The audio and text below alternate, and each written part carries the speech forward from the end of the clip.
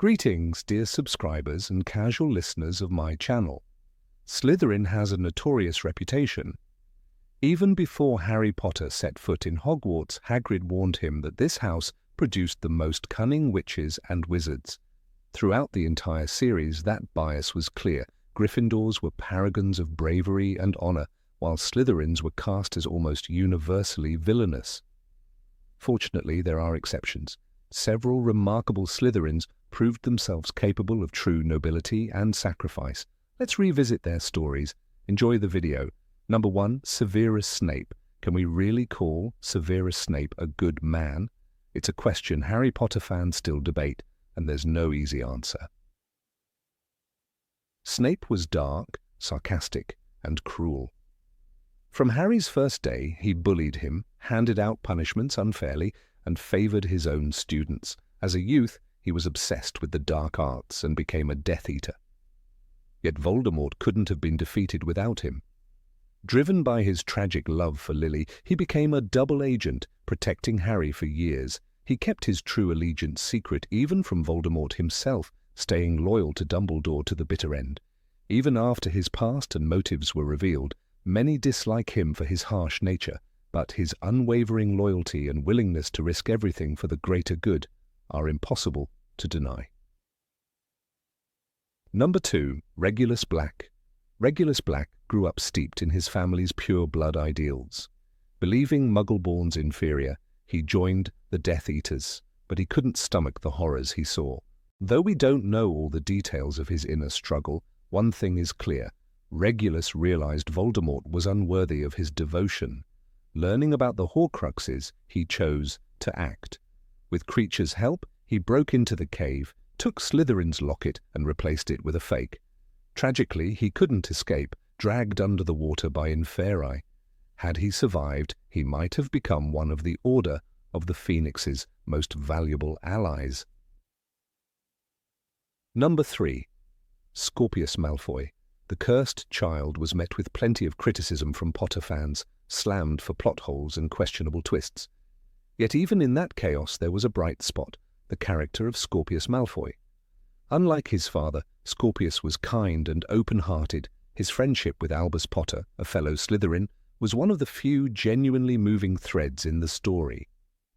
When time travel led to a grim alternate future ruled by Voldemort, Scorpius became the center of the resistance. Alongside Severus Snape, he worked to restore the timeline. He's caring and brave, free of the snobbery so often linked to Slytherin. His family legacy doesn't define him, and that's exactly what makes him such a human, compelling character. Number 4. Leta Lestrange. The Fantastic Beasts films received mixed reactions, especially The Crimes of Grindelwald, with its confusing storylines. But amid all that, Leta Lestrange stood out. At school, she forged a bond with Newt Scamander, despite being in different houses.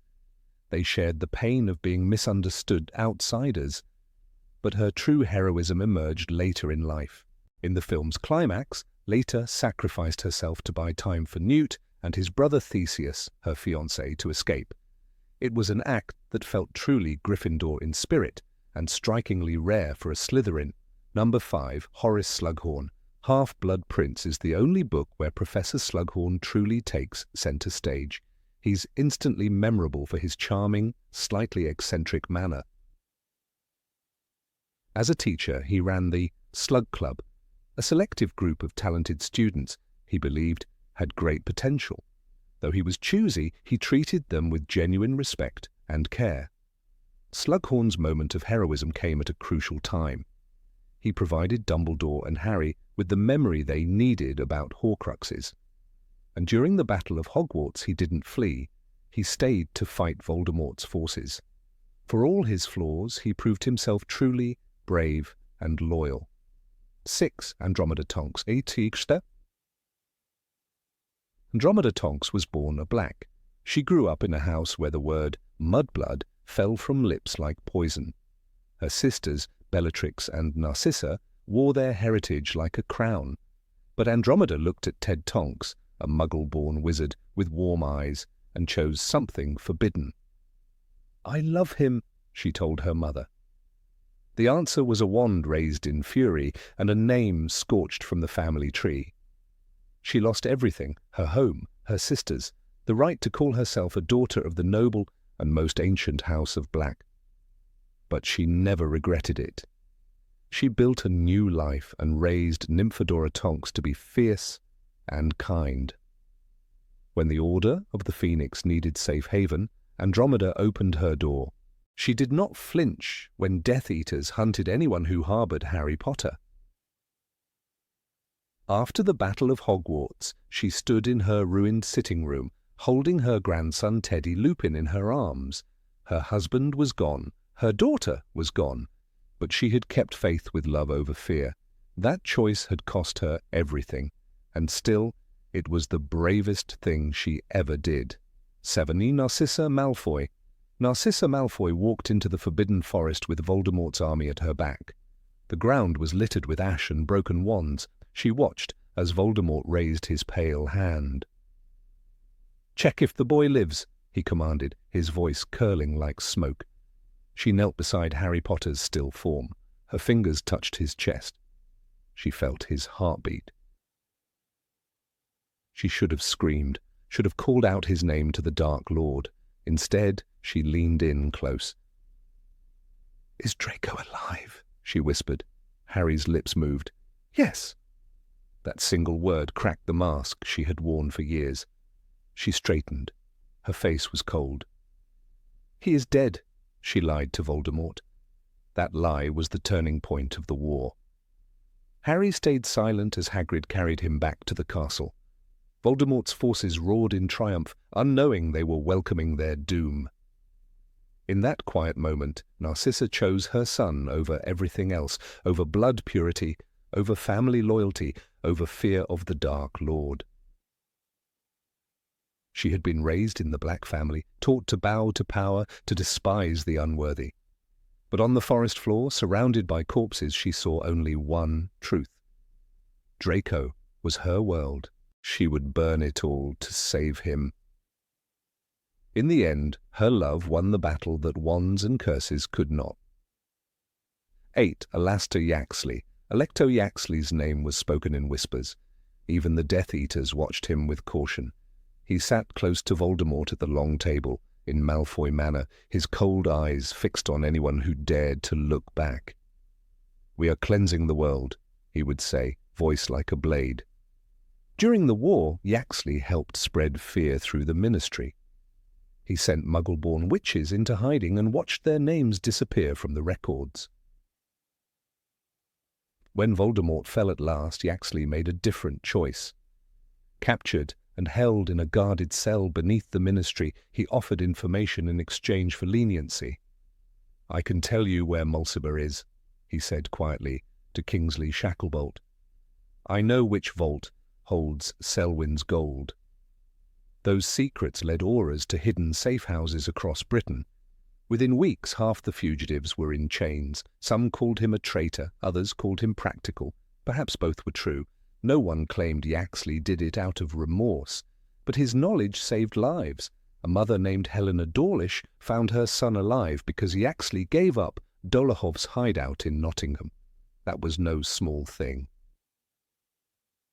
His confession did not wash the blood from his hands, but history is full of men who were villains one day and instruments of peace the next. Even in Slytherin, where ambition ruled every heart, sometimes ambition turned its face toward order instead of chaos. 9. Phineas Nigellus Black. Phineas Nigellus Black never pretended to be kind. His portrait sneered down at the headmaster's office, always ready with a sarcastic remark. "You're wasting your time on them, Dumbledore," he once said about Muggle-born students. He believed in bloodlines, he believed in tradition, but even in oil and canvas, Phineas watched the world burn with wary eyes. When Voldemort rose again, he found himself trapped in two frames, one at Hogwarts, one at Grimmauld Place. He could see both sides of the war. He grumbled when Hermione stuffed him in her beaded bag. "Unhand me, you silly mudblood," he snapped. But he heard them planning, heard Harry whispering in the dark. and he listened. When the trio slept in cold tents, Phineas spied on them and reported to Severus Snape. But this was not betrayal, it was a lifeline. Snape asked him, "Where are they?" Phineas answered, giving Snape the key to finding them without Voldemort's knowledge. Because of Phineas, Snape knew where to send the sword of Gryffindor. The sword could destroy Horcruxes. Without it, Harry, Ron, and Hermione had no hope. In the freezing forest of Dean, Snape dropped the sword into the lake, risking everything. And it was Phineas who made it possible. He didn't duel Death Eaters or fight in the Great Hall. He just spoke, quiet words in the headmaster's ear, but those words changed the war. Phineas Nigellus Black was no Gryffindor hero.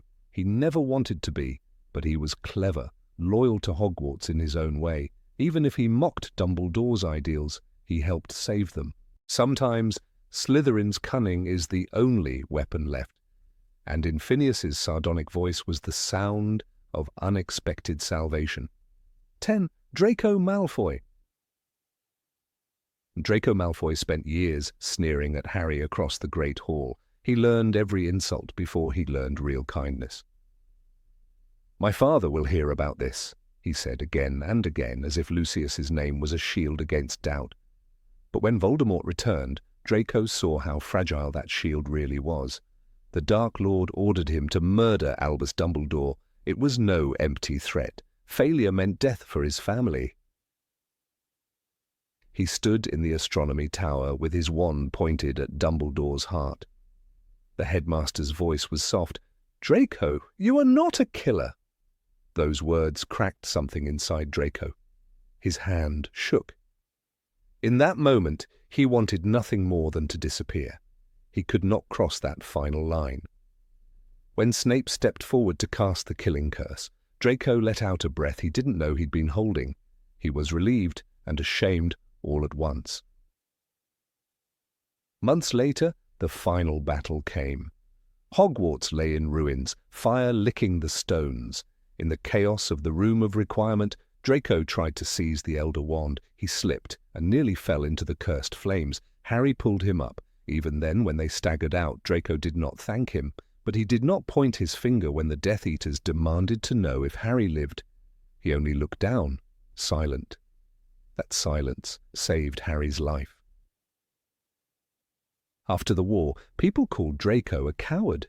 They said he never truly rebelled, but he did something harder than open defiance. He admitted to himself that his father's world was built on fear. He stepped away from it. And when he raised his own son, Scorpius, he taught him not to hate. In the end, Draco's redemption was not loud. It was quiet, like all the hardest changes are. 11. Albus Severus Potter. Albus Severus Potter sat in the Hogwarts Express, heart pounding, knowing his father's words still rang in his ears. "You were named after 2 headmasters of Hogwarts. One of them was a Slytherin, and he was the bravest man I ever knew." But those words felt thin when the Sorting Hat yelled Slytherin. He watched James laugh. He felt the eyes of everyone in the Great Hall judging him. A Potter in green and silver. The boy who should have been a hero, now branded a traitor by whispers. He didn't let it define him. Albus chose his friends with the stubbornness of someone determined to carve his own path. He found kinship in Scorpius Malfoy, the boy burdened by his father's sins. "My dad says your dad was evil. Your dad says everyone was evil." The two laughed in dark corridors, shared stolen sweets, and planned daring escapes from the weight of their family names. Together they rewrote the old story of Potter and Malfoy hatred. Together they forged something new. When they stole the Time Turner, it was to save Cedric Diggory, to heal old wounds in their parents' war. But every change made the world worse. Albus saw Cedric transformed into a Death Eater. He saw a world ruled by Voldemort, Harry dead, Dementors flying freely, and in the end he turned to Scorpius with shaking hands and said, "We have to stop. We can't fix the past. We have to fix what we broke." He chose to undo his own power. He accepted his mistake without excuses. No Gryffindor lion roared when he made that choice. No crowd cheered. But that was the bravery of Slytherin, ambition tempered by responsibility. Cunning used to heal instead of hurt. Albus Severus Potter wore the green and silver proudly because he earned it. He showed that Slytherin did not mean evil, it meant the courage to be yourself in a world determined to make you someone else. 12 Cygnus Black III. Cygnus Black III was the father of Bellatrix, Narcissa, and Andromeda. He lived in a world that worshipped blood purity, a man of rigid tradition and ancient pride. Yet behind the cold grandeur of the Black family home, there was a father who tried to keep his daughters from the fire. He never openly joined the Death Eaters himself, and unlike Orion Black, he didn't force his children to swear loyalty to Voldemort. Even Bellatrix, fierce and devoted to the Dark Lord, was someone Cygnus quietly tried to hold back, though he failed. Bellatrix Lestrange called Voldemort the Dark Lord with fervour that chilled even her own kin. Cygnus saw it in her eyes. He argued with her in darkened drawing rooms, telling her she was too reckless, too loud, too devoted. In Grimmauld Place, the family tapestry kept its secrets, but it couldn't hide the tension that crackled between father and daughter. J.K. Rowling wrote that the Blacks were proud to be pure blood, but Cygnus's silence about the war effort was not just cowardice, it was caution. When Andromeda married Ted Tonks, Cygnus burned her off the tapestry. The gesture was cruel, but it was also final. He cut her off instead of hunting her down. He didn't seek vengeance. He didn't offer Bellatrix's brand of violent retribution. Andromeda survived the war. She raised Nymphadora, who would fight for the Order of the Phoenix. In a family that celebrated madness and murder, Cygnus's worst crime was cutting ties instead of spilling blood. He understood the cost of war, even if he wouldn't speak it aloud. In the end, he remained a Black, loyal to old ideals but unwilling to sacrifice everything to Voldemort. "The House of Black is the noblest and most ancient pure-blood family," said Sirius with disgust. But Cygnus proved there was room for nuance, even in that twisted nobility. He wasn't a hero on the battlefield. He was a man who tried, in small and failing ways, to keep his family from drowning in darkness. 13. Merlin. Merlin walked the corridors of Hogwarts long before Harry Potter was a thought. He wore green and silver on his robes. The sorting hat, old even then, said Slytherin in its slow, knowing voice. He accepted it with a nod. Ambition wasn't shameful to him, it was fuel. He sat at the Slytherin table, watching candles hover overhead. Around him, pure blood heirs bragged about lineage. Merlin listened. Then he asked questions they didn't expect. What good is blood if you do nothing with it? He challenged them to think. Some scowled, others began to wonder. In legends he spoke with kings. Arthur trusted him with a kingdom's future. "Guide me," Arthur said, eyes full of hope. Merlin didn't promise victory, he promised wisdom. He built the Round Table not from gold or magic, but from ideals, equality, loyalty. Even a Slytherin could imagine a fairer world, so he did. He was no saint. He bargained with fey creatures in the old forests. He bartered for knowledge with riddles and secrets. Power is dangerous, he warned, but ignorance kills faster. The people feared his cleverness. They called him cunning. He only smiled and used it to keep them safe. Hogwarts remembered him as a master of charms. He wove spells that bound doors against dark creatures. He designed wards so strong they stood for centuries. When asked why, he shrugged. Because students should sleep without fear. Protection was not weakness, it was responsibility.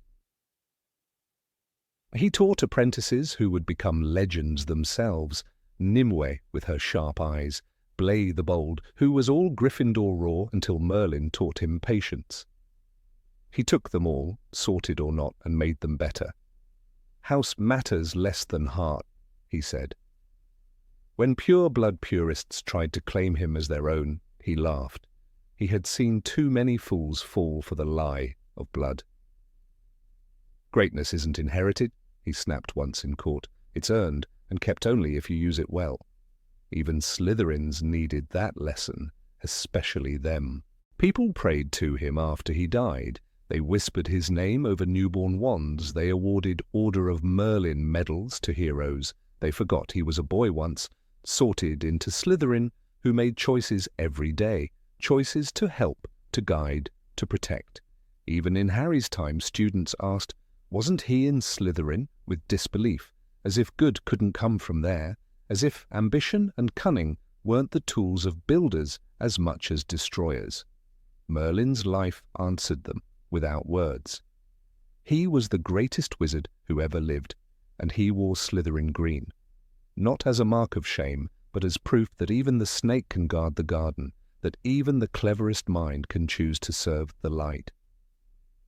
14. Salazar Slytherin, at the start of his story. Salazar Slytherin stood on the wind-swept hills of Scotland, eyes narrowed at the grey sky. He saw danger everywhere, goblin wars on the horizon, muggle witch hunts spreading like fire. He pressed a hand to the castle wall and said, "We will make this a refuge." Hogwarts was not just a school to him, it was a fortress for magic itself. He argued with Godric Gryffindor late into the night. Their voices echoed in the halls they were still building. Godric wanted every magical child to come, no questions asked. Salazar shook his head. "We must choose wisely. The wrong student could betray us all." He was not wrong to fear it. Outside those walls, witches were burned. Secrets were sold for gold. He proposed selecting students by ambition and resourcefulness. "They will survive," he insisted. Rowena Ravenclaw nodded, understanding. Even Helga Hufflepuff didn't object at first. They all saw the sense in caution. Salazar wasn't yet the zealot history painted him to be. He was a man trying to preserve magic in a violent age. When they first opened the doors, Slytherin walked among the students, asking them sharp questions. "What would you sacrifice to keep our world safe?" Some lied. He dismissed them, others admitted fear, and he smiled. Fear can keep you alive. He wanted cunning. He wanted planners. He wanted survivors. But fear can breed other things. Resentment, division. His methods worked too well. The students he chose became close-knit, loyal to one another, suspicious of the rest. Salazar encouraged it, thinking, better they trust each other than a stranger with a torch and pitchfork. Over time, the arguments with Godric turned bitter. Godric accused him of paranoia. Salazar snapped back about naivete. The friendship cracked. "You'd let them all in," he spat once, "and they'd kill us in our sleep." Godric slammed his goblet down. "I'd rather die than close the door on a child in need." Yet even then, Salazar didn't leave out of hatred. He left in heartbreak. Hogwarts was his dream too. He walked away from the great hall with his cloak dragging the stone, and for a moment he paused at the door. "Protect them," he whispered, too low for anyone to hear. "The Chamber of Secrets? A safeguard, a final weapon if the school fell." He did not see it as murder. He saw it as last resort. Twisted, yes, but born from fear, not cruelty. Centuries later, his descendants would turn that plan into horror. That bloodline would stain his name. Even the other founders remembered him with sadness. Rowena once told her daughter Helena, "Salazar was the cleverest of us, but he let fear master him." She paused, fingers on the diadem. "He wanted to save us all." Salazar Slytherin was no simple villain. He was a builder, a protector, a man who understood that magic was fragile in a dangerous world. His tragedy was that he never learned to trust, but in the beginning he only wanted Hogwarts to endure. 15. Blaise Zabini.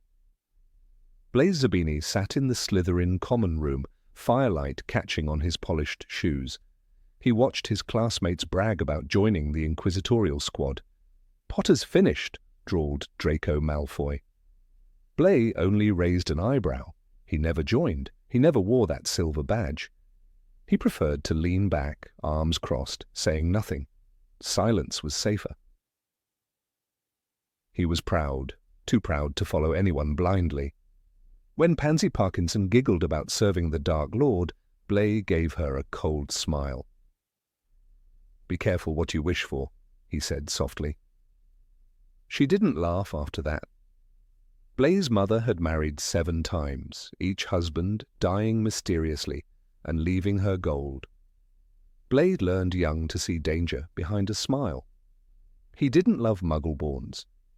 He wasn't friendly like Daphne Greengrass or neutral like Theodore Nott, but he wasn't a fanatic either. When Crabbe whispered about cleansing Hogwarts, Blaise shifted his chair away. He didn't want blood on his shoes or his name on any list. During the Battle of Hogwarts, Blaise made his choice. He left the Great Hall with the other Slytherins when the fighting started, but he didn't return with reinforcements for Voldemort. He didn't appear among the Death Eaters. He sat out the war watching, waiting. Cowardly, some would say, but the war ended and his name remained clean. After Voldemort fell, Aurors rounded up those who had branded their arms. Zabini wasn't on any roster. He strolled Diagon Alley in fine robes, unbothered. The Malfoys had to plead for forgiveness. Crabbe was dead. Goyle was marked forever. Blaise ordered wine and watched them pass, eyes cool. His mother's lessons had stuck. Trust no one. Choose your moment. Never make an enemy you don't have to. Survival is victory, she told him once over dinner. Blaise carved those words into his heart like a family motto. But he wasn't heartless. When Draco approached him years later in a cafe, asking for news of the Ministry's mood, Blaise poured the man tea and spoke frankly. "They'll forgive you, eventually." He didn't have to help, but he did.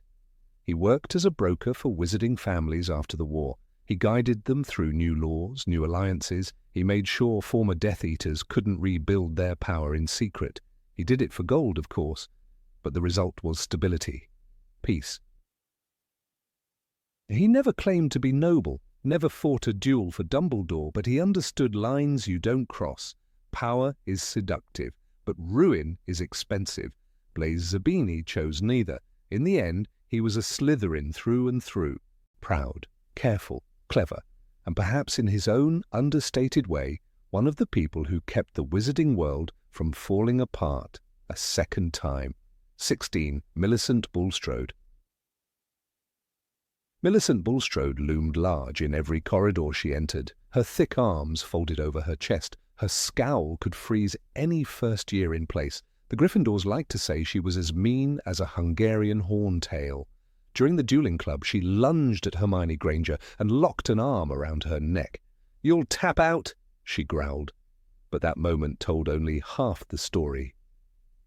When Dolores Umbridge came to power, Draco Malfoy and his friends rushed to join the inquisitorial squad. They liked the badges, the power, the chance to humiliate those who defied them. But Millicent never pinned that silver badge to her robes. She watched the others strut through the halls and said nothing. She didn't volunteer to search bags or drag students to Umbridge's office. Pansy Parkinson asked her why she wouldn't sign up. Millicent shrugged. "It's not my fight," she said. Some called her lazy, some called her disloyal, but she didn't care. She had no taste for policing her classmates. She didn't need a badge to feel important. When the final battle came, the Great Hall erupted in panic. The younger Slytherins were herded toward the dungeons. Some fled the castle altogether. No one saw Millicent fighting beside Voldemort's army. She wasn't in the ranks that stormed the courtyard. She wasn't among the Death Eaters cursing the defenders. Later, when the victors searched the lists of known sympathizers, her name never appeared. No family came forward to accuse her of cruelty. She was simply absent. An empty space where some had expected a villain. After the war, Millicent kept to herself. She opened a small apothecary near Diagon Alley. Hermione once glimpsed her behind the counter, measuring dried nettles with the same big hands that had once pinned her to the floor. They did not speak, but Millicent didn't look away. Years later, a journalist asked her what she remembered of the Battle of Hogwarts. Millicent only said, "I remembered who I didn't want to be." That was all. No speeches, no defense. Her story is not about heroic duels or public redemption. It is about quiet refusal. She chose not to follow the easy path, not to join the chorus of hate. Sometimes that is the hardest thing a person can do, to stand still when the world is pushing you forward into darkness. Millicent Bulstrode proved that Slytherin courage does not always look like bravery. Sometimes it looks like saying no. 17. Theodore Nott. Theodore Nott sat at the edge of the Slytherin table, always a little apart. His eyes were dark, watchful. He rarely laughed. Even Draco Malfoy, quick with insults and boasts, thought twice before teasing him. "Nott's not like us," Draco once muttered. He wasn't wrong. His father was a Death Eater. Everyone knew it. During lessons, when Snape walked past, Nott would straighten, his quill perfectly poised, but there was no eagerness in him to please, no hunger for approval. He listened more than he spoke. When Umbridge handed out badges for the inquisitorial squad, Theodore didn't step forward. Pansy Parkinson called him a fool. He only shrugged. "I don't care about catching anyone." That was all he said. He didn't want power if it meant serving someone else's cruelty. He read more than the others. Ancient runes. Old family grimoires. Hermione Granger once caught him in the library with a stack of books taller than his chair. She raised an eyebrow. He didn't bother to hide them. "Knowledge isn't loyalty," he told her flatly. She didn't answer, but she didn't insult him either. When the war began, many Slytherins whispered about joining Voldemort's cause. Theodore watched them carefully. He never encouraged them, never promised to help. Some thought he was waiting to choose the winning side, but he never chose at all. During the final year, when Snape was headmaster and Carrows tortured students, Theodore kept quiet. But he didn't inform on anyone. He didn't hex first years. He avoided the corridors at curfew and slipped through shadows like a ghost. "Stay out of trouble," he would tell younger students who asked for help. He left the castle the night before the Battle of Hogwarts. Not to join Voldemort, but to leave it all behind. When Draco tried to convince him to stay, Theodore shook his head. "I'm not dying for someone else's war," he said. "Not for him. Not for them." After the Dark Lord fell, the Ministry questioned every Slytherin. Theodore answered honestly. No mark on his arm. No oaths, no crimes. Kingsley Shacklebolt read the report and set it aside. "Let him go," he said. "He chose his own path." In Knockturn Alley years later, Harry Potter himself saw Theodore behind the counter of a dusty shop, selling rare texts and potions. Their eyes met for a moment. Neither spoke. But Harry nodded once, almost respectfully. Theodore knew what legacy meant. His family name was soaked in blood and fear, but he refused to add to it. He refused to follow. That was his victory. Oh, people think heroism is charging onto a battlefield, wand raised high, but Theodore Nott taught another lesson. Sometimes heroism is walking away, and sometimes the quietest Slytherin is the one who breaks the oldest curse, to repeat the sins of the father. 18. Daphne Greengrass. Daphne Greengrass was always a quiet name on the class lists. She never shouted in the corridors or bragged about her family's old magic. Professors remembered her as polite and watchful. In Slytherin, that was often mistaken for weakness. But Daphne learned early that silence was its own power. After the war, when many pure-blood families clung to their bitterness, Daphne made a different choice. She married Draco Malfoy. The boy who had once strutted through Hogwarts, sure of his own superiority, had come back humbled. Some thought it was an odd match, but they understood each other in ways no one else could. When the Daily Prophet asked her why she chose Draco, Daphne only said, "Because he knows what it means to change." She never spoke about the old days when their families expected them to hate Muggle-borns.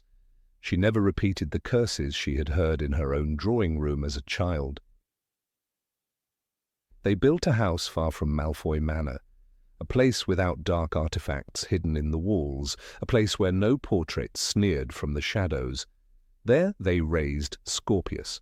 From the beginning, Daphne insisted he would not be taught that blood made anyone better. Scorpius grew up gentle. He read more than he duelled. He laughed easily. When he arrived at Hogwarts, people expected another Malfoy tyrant. Instead, they found a boy who chose Albus Potter as his best friend.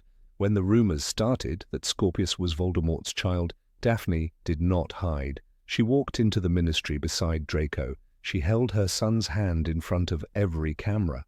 "You will not shame us," she told the reporters. "We are not ashamed of him." In private, Draco once confessed to Harry that Daphne's strength was the reason he never slipped back into old hatreds. "She wouldn't let me," he admitted, a little smile on his face. "She has no patience for ghosts." No one ever saw her duel, no one heard her speeches, but she dismantled the Malfoy legacy of fear more thoroughly than any curse could. When Scorpius and Albus returned from their time-turner journey, terrified by the world they had glimpsed, it was Daphne who sat them down. "Your choices matter," she told them, "more than your name." Her story was never written in a headline, but every kindness Scorpius showed began with her quiet lessons. Every step he took away from his family's darkness was lit by her example. Sometimes the greatest act of courage is simply raising a child differently. Daphne proved that the past doesn't have to decide the future. Even in Slytherin there were mothers who broke old curses without a wand in sight. 19. Walburga Black. Walburga Black's portrait hung in Grimmauld Place like a curse that refused to die. She screamed insults at every visitor. "Blood traitors, mudbloods, filth!" Her voice was shrill, venomous. Even Creature flinched when she shrieked.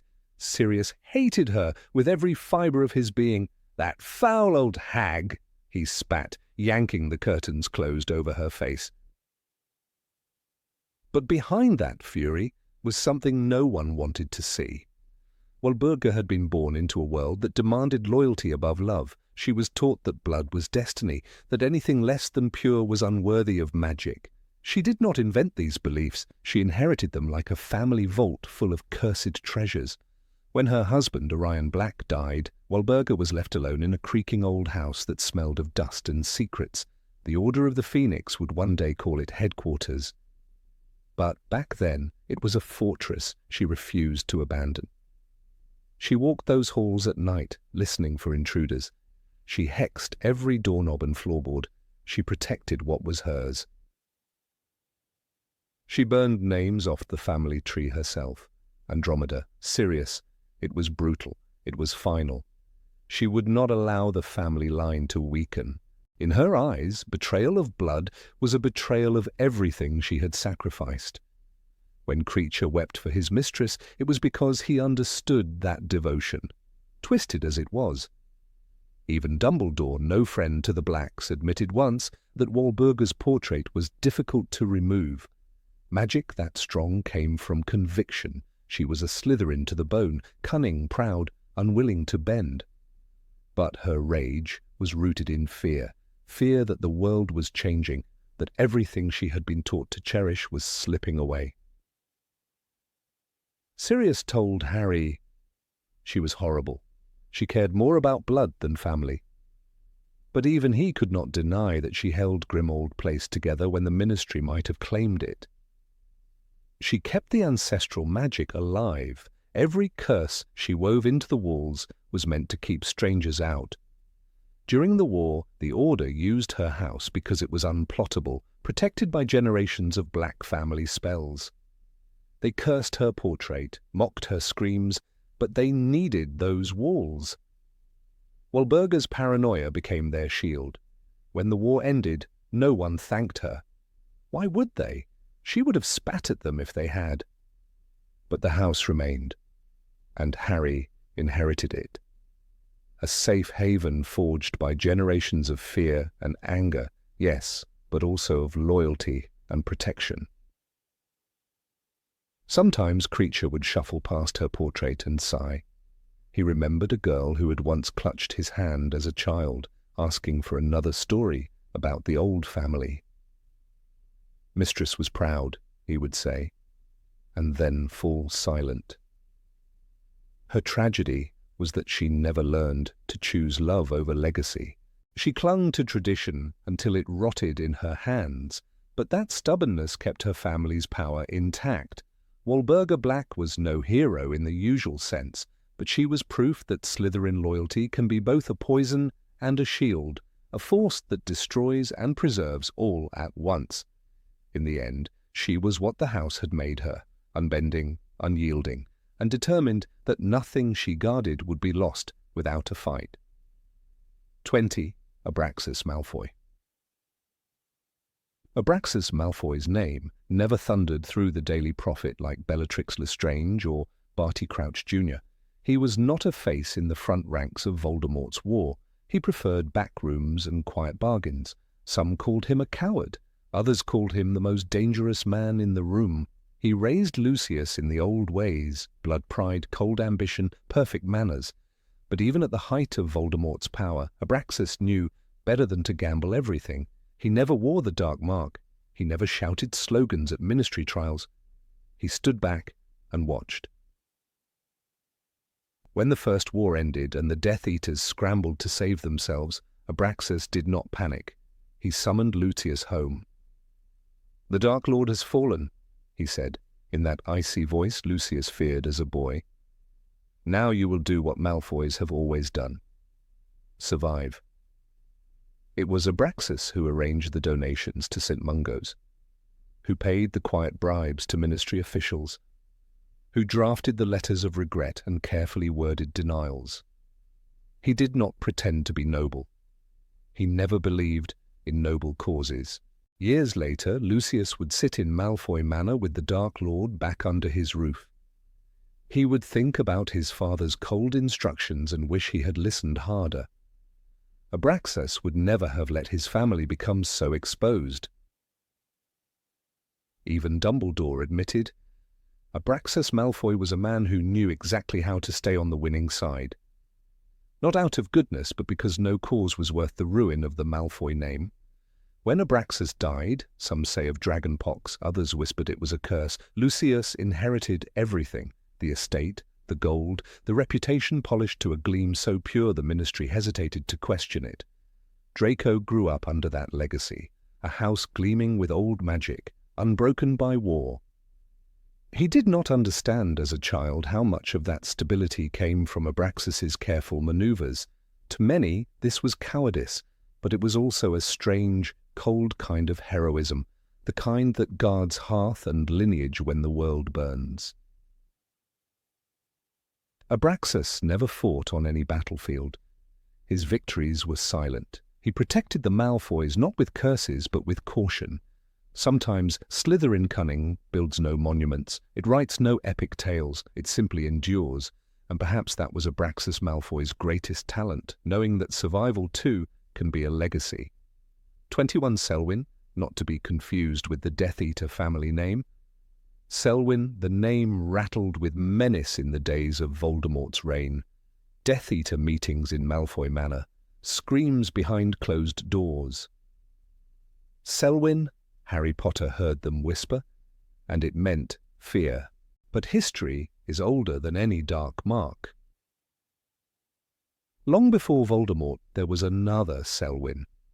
The family name traced its roots through centuries of pure blood tradition.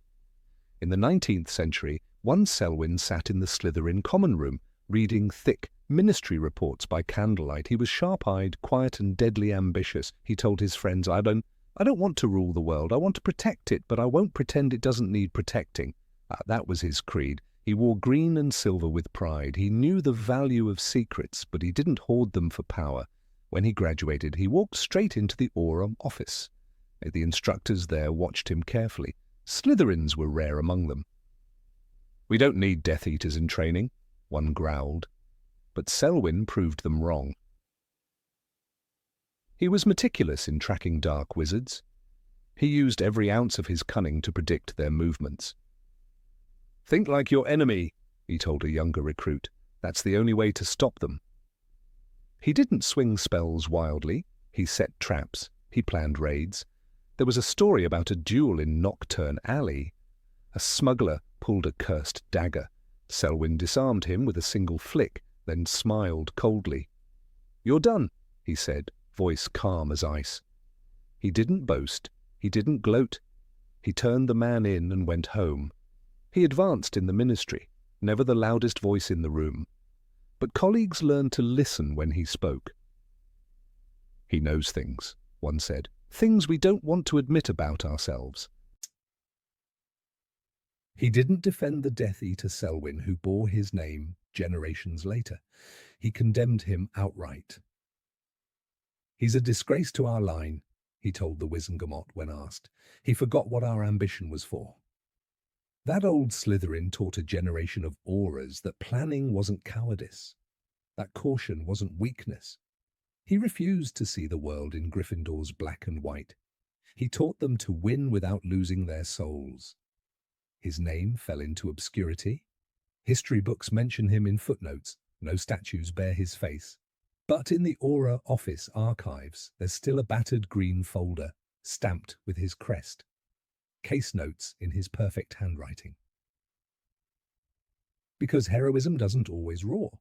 Sometimes it plans, sometimes it waits, sometimes it refuses to join a madman's cause, even if it means standing alone.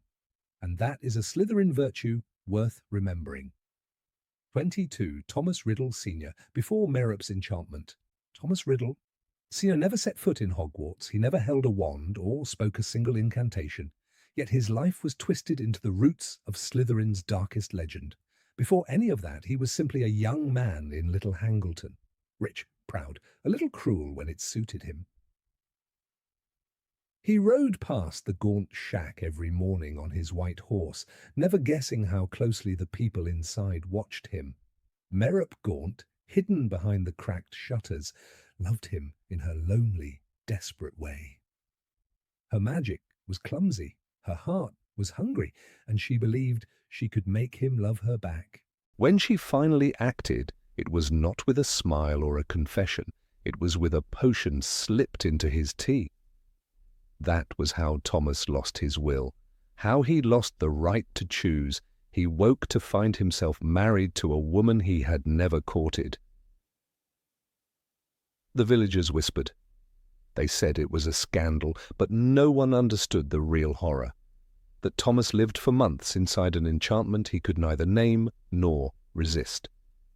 His father raged, his mother wept, but Thomas could not feel anything at all. He was not a kind man, but he was not a villain either. He was a victim. The day Merope stopped dosing him, the truth came back like a blade. He looked into her tired face and felt only revulsion. He fled without a word. Some judged him for leaving, but how does a person stay when they realize their life has been stolen, when the child in her womb was the result of a lie? Thomas chose freedom. He never knew that boy would grow into Voldemort. Years later, when Dumbledore explained Tom Riddle's origins to Harry, he said, "You see, the young Tom's mother died shortly after childbirth. His father, a muggle, abandoned him before he was born." No mention of potions, no word for what was done to Thomas. But the truth was there, unspoken. His murder was cold and pointless. Voldemort killed him in the old Riddle house, his face blank with contempt. He left the body sprawled in a chair like broken furniture. No legacy, no defense, just a final insult to a life already stolen once before. Thomas Riddle Senior's story is a footnote in wizard history, yet it reveals something vital. The darkness of Slytherin's line was never about magic alone. It was about the hunger to control, to possess. In that way, he was the first victim of Voldemort's ambition, not a rival, not an enemy, just a man who never had a choice. If there is any pity to be found in that legend, it belongs to Thomas, the unwilling father, the innocent. Even the House of Slytherin can trace its shadows back to a single stolen life. 23. Marvolo Gaunt, complex but instructive. Marvolo Gaunt sat on a rickety chair in a crumbling shack, the last lord of Slytherin's bloodline. His eyes burned with fanatic pride. When Dumbledore visited him, he waved the family ring like a trophy. "See this," he rasped, "the mark of our greatness." But the stone walls around him were cracked. The hearth was cold. He was cruel to his daughter, Merope. He called her worthless, squib, disgrace. She flinched at every word, but never answered back.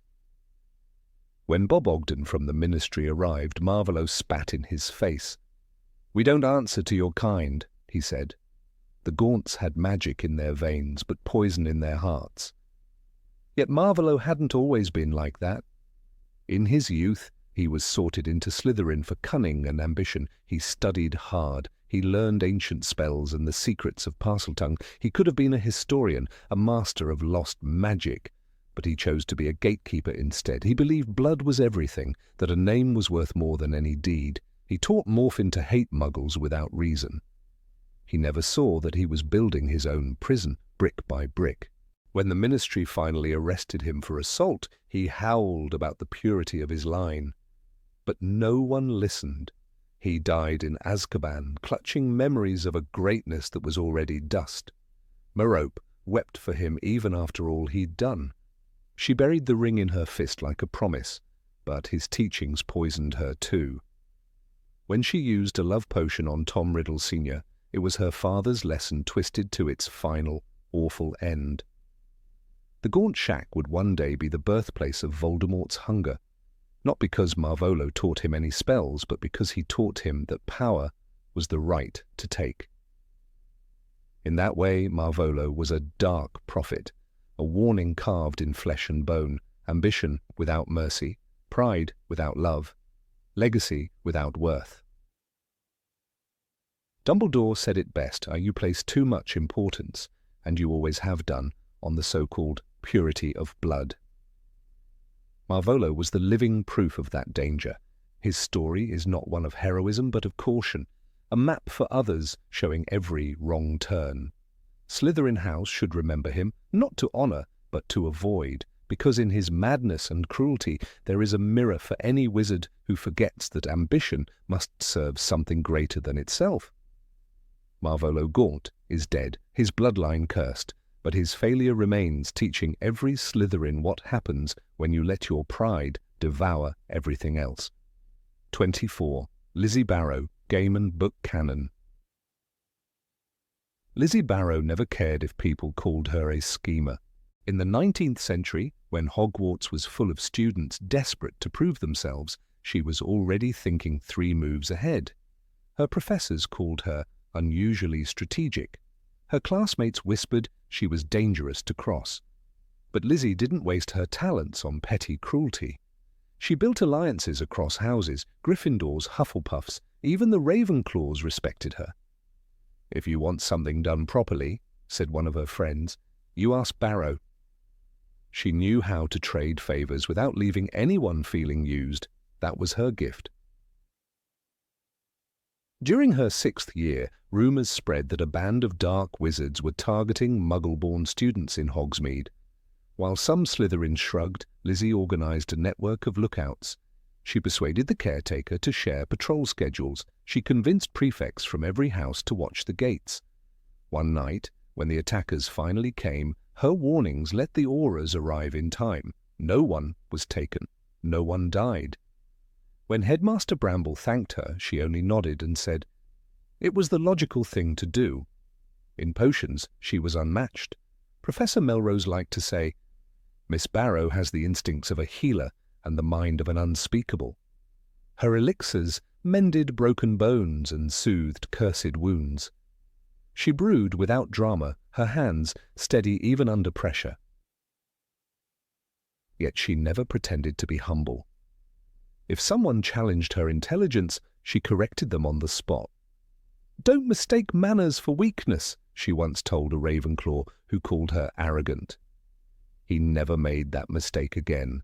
When she left Hogwarts, Lizzy joined the Department of Magical Accidents and Catastrophes. She specialized in containing hexed objects. She treated every crisis like a puzzle waiting to be solved. Colleagues said her calm saved more lives than any flashy wand work ever could. In her letters to old classmates, she wrote, "Ambition is neither good nor bad. It is only the shape we give it." That idea stayed with everyone who knew her. Years later, a Slytherin first year asked the Sorting Hat whether ambition meant he would grow up cruel. The Hat chuckled and said, "Ask yourself what Lizzy Barrow did with hers."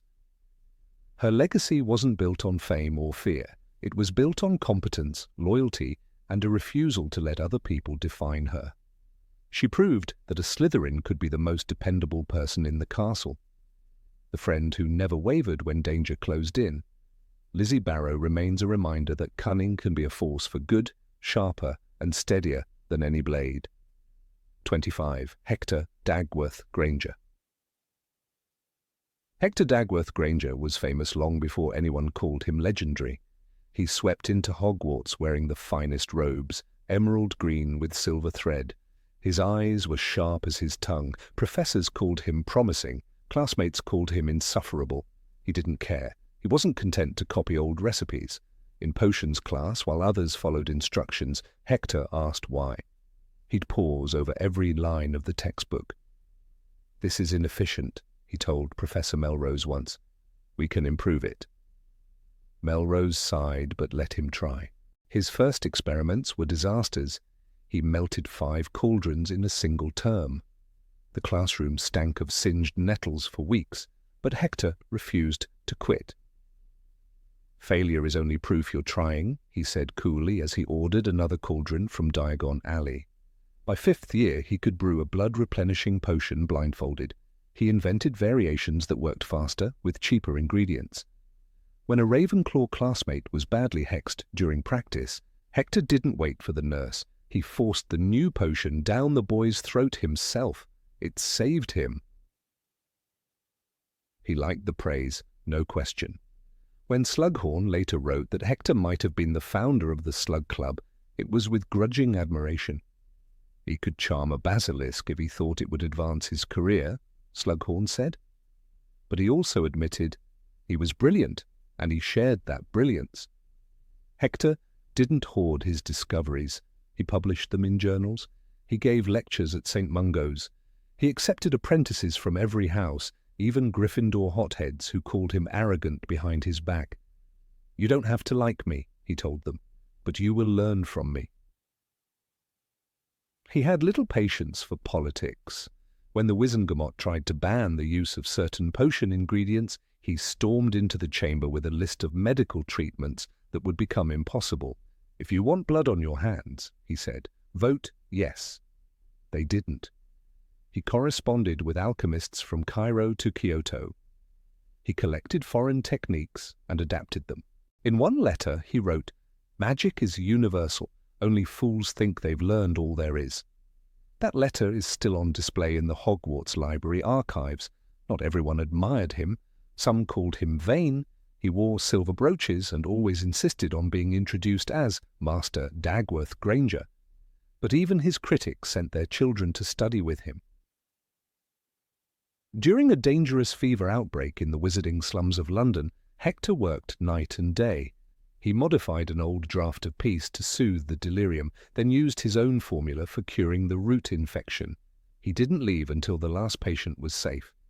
When asked why he bothered, he sneered, "Because incompetence offends me."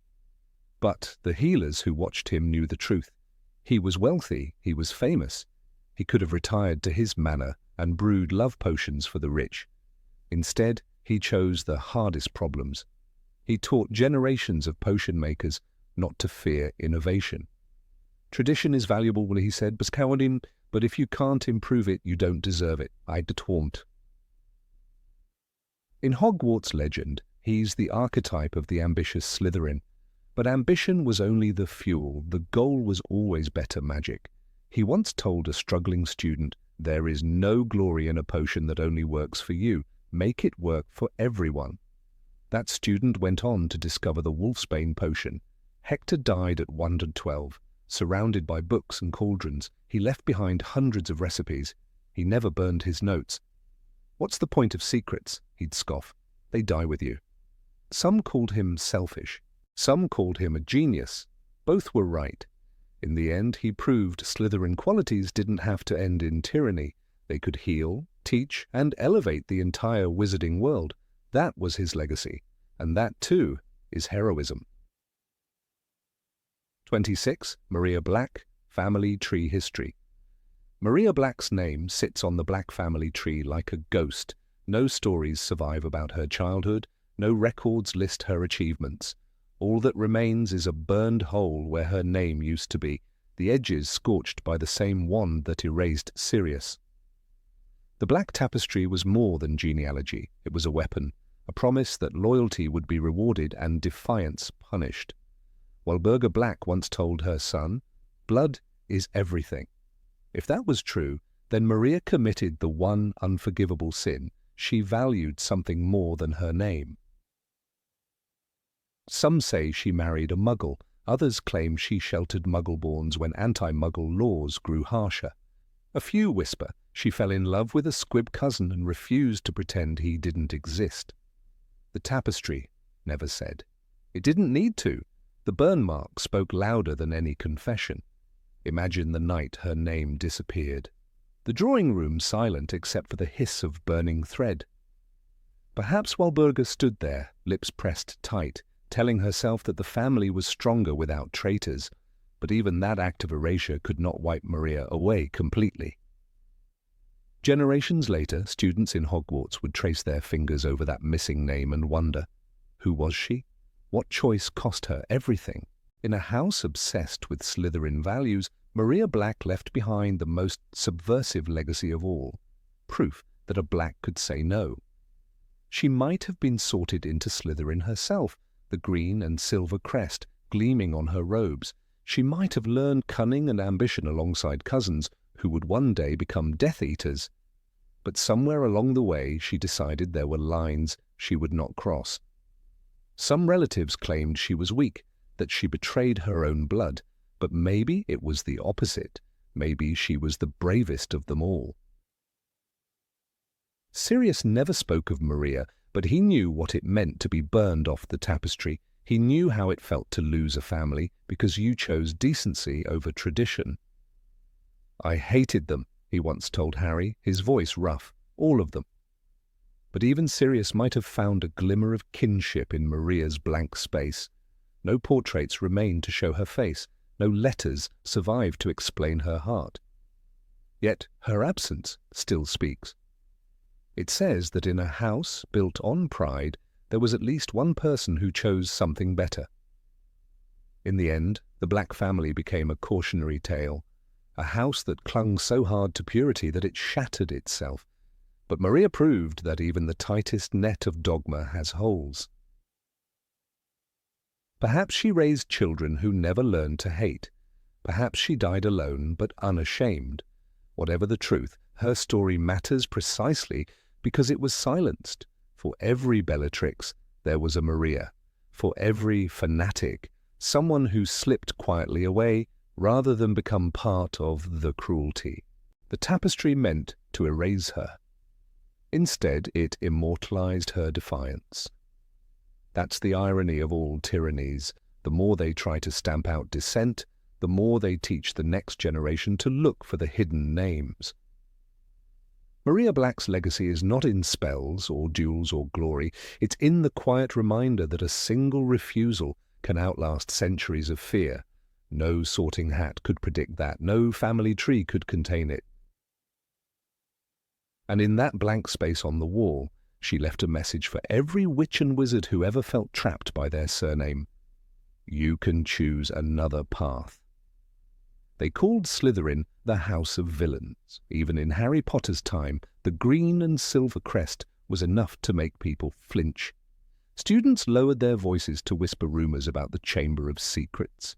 Teachers kept one wary eye on the Slytherin table in the Great Hall, waiting for trouble to start.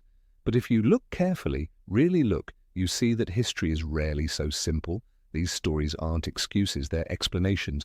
They show Slytherin House is not a uniform army of villains, but a mosaic of choices, some horrifying, some redemptive, many simply human. So when someone says there's not a witch or wizard who went bad who wasn't in Slytherin, remember this list. Remember the lies told to Voldemort, the Horcrux stolen and destroyed, the potions brewed to heal, the children raised better than their parents. Slytherin ambition is a fire. It can burn cities or light the dark. It depends on the hands that tend it. And Hogwarts, in the end, was built to teach students not to fear their power, but to choose what to do with it. Perhaps that is the truest lesson of all.